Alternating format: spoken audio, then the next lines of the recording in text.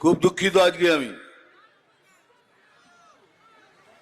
কুচবিহারে এসেই প্রথমে bad news শুনলাম। খুবই দুঃখিত, কেননা কুচবিহারে যে ক্যান্সার হসপিটালটা তৈরি হয়েছে অনেক বছর আগে আমি একটা সুপারস্টার হিরো রকেট বাসে করে এসেছি। রকেট বাসে এই কুচবিহারে এসে হাত পেতে চাঁদা তুলে এই হসপিটাল তৈরি হয়েছে। মহাগুরুকে পেয়ে আপ্লুত, বাংলা ও বাঙালির গর্ব পদ্মভূষণ দাদা সাহেব ফালকে পুরস্কার প্রাপ্ত কেন্দ্রীয় নেতা মাননীয় মিঠুন চক্রবর্তী এবারে বক্তব্য রাখবেন। Please welcome great club Mithun Chakraborty.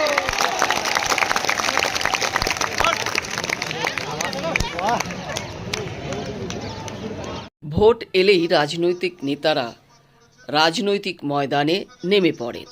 গতকাল কোচবিহার পুরাতন পোস্ট অফিস পাড়ার ময়দানে পরিবর্তন সংকল্প সভার ডাক দিয়েছেন এবং সেই পরিবর্তন সংকল্প সভায় বিখ্যাত অভিনেতা এবং বিজেপি নেতা মিঠুন চক্রবর্তী এসেছিলেন। সেই পরিবর্তন সংকল্প সভায় মিঠুন চক্রবর্তীর ভাষণ গোটা কোচবিহারবাসী শুনেছেন। মিঠুন চক্রবর্তী তিনি বক্তব্যে তুলে ধরেছেন যে তিনি খুব দুঃখ পেয়েছেন, কারণ ক্যান্সার হসপিটাল এর জন্যে তিনি সরকারি রকেট বাসে এসেছিলেন, চাঁদা তুলে দিয়েছিলেন এবং তারপর ক্যান্সার হসপিটাল তৈরি হয়েছিল।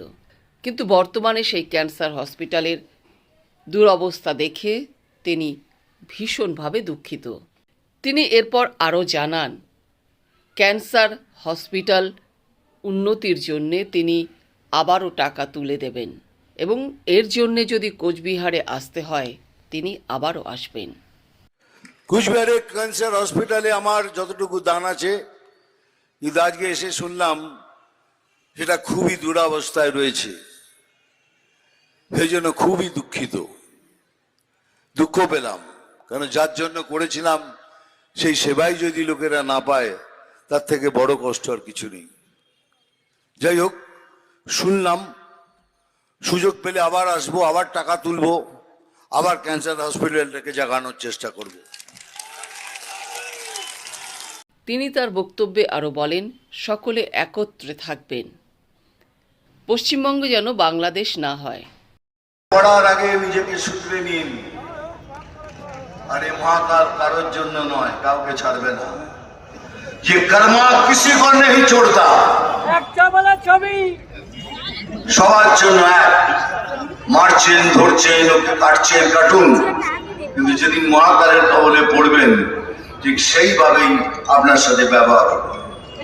আর সেই মহাকালের নামে শপথ নিয়ে বলছি, আপনারাও আপনাদের সাথে যেরকম ভাবে ব্যবহার করবে আপনারাও ঠিক সেইভাবে তাদের সাথে ব্যবহার করবেন।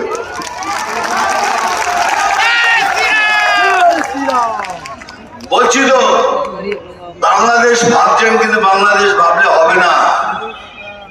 এই যতদিন মিঠুন চক্রবর্তীর লোকের গায়ের রক্তে এক ফোঁটা রক্ত থাকবে, कोई माई का लाल ये कर नहीं सकता।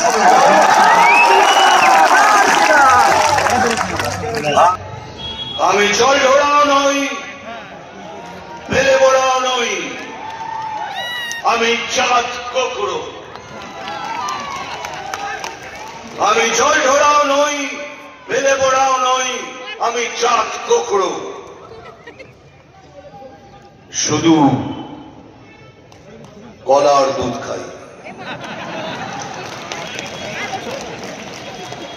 এগুলো বলা যায় না, মুশকিল আছে না, ভায়োলেশনের মধ্যে পড়ে যাব। নাম তুফান, বছরে এক আধবার আসি, যখন আসি তখন প্রলয় ঘটে। নাম তুফান, বছরে এক আধবার আসি, যখন আসি তখন প্রলয় ঘটে। আর যখন যাই, যারা নিজেকে ভগবান মনে করে তারা তাদের অস্তিত্ব খুঁজে বেড়ায়। জয় হিন্দ। থেকে বাঁচাতে হবে, বাংলা হিন্দুকে বাঁচাতে হবে, সনাতনীকে বাঁচাতে হবে, হিন্দুত্বকে বাঁচাতে হবে, বাঙালিত্বকে বাঁচাতে হবে, আর এই পশ্চিমবঙ্গকে বাঁচাতে হবে। আর যেতে হলে আমাদের সবাইকে কিছু না কিছু স্যাক্রিফাইস করতে হবে, কিছু কুরবানি দিতে হবে, স্যাক্রিফাইস করতে হবে, কিছু আত্মত্যাগ। এক্সেপ্ট দুর্নীতি এই রাজ্যতে কিচ্ছু নেই। তাহলে কি করবো, কি করবো আমরা? তাহলে একটাই কাজ আমাদের, এক ছাতার নিচে সবাইকে এসে, এক ছাতার নিচে সবাইকে এসে ঐক্যবদ্ধ হয়ে এই তৃণমূল সরকারকে হাঁটাতে হবে। সেটাই হবে আমাদের এই বছরের সবথেকে বড় প্রতিজ্ঞা। সেকেন্ড, আমি বলছি আমার এখানে উপস্থিত যতগুলো আমার কার্যকর্তা আছেন, যেভাবে আপনারা দুহাত ভরে আশীর্বাদ করেছেন, আপনাদেরকে যতটাই বেশি কৃতজ্ঞতা জানানো যাবে ততটাই কম হবে। যেভাবে আপনারা 2024-এর নির্বাচনে যে কুচবিহার শহরের 60,000-এর মধ্যে 40,000 মানুষ ভারতীয় জনতা পার্টিকে ভোট দিয়েছেন, তাদেরকেও যেমন তাদের চরণে শতকোটি প্রণাম জানাই। যারা দেননি তাদেরকেও ধন্যবাদ জ্ঞাপন করি, যারা দেননি তাদেরকেও ধন্যবাদ জ্ঞাপন করি। এই জন্য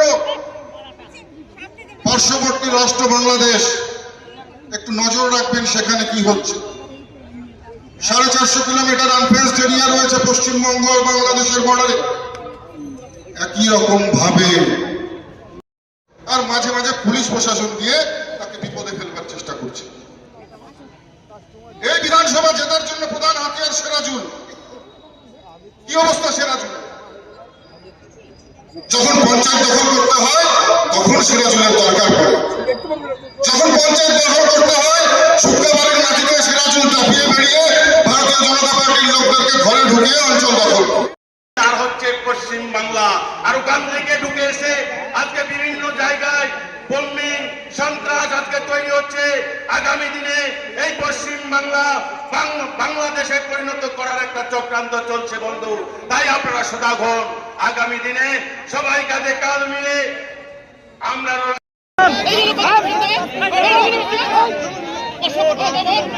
বক্তব্য রাখবেন জেলা সভাপতি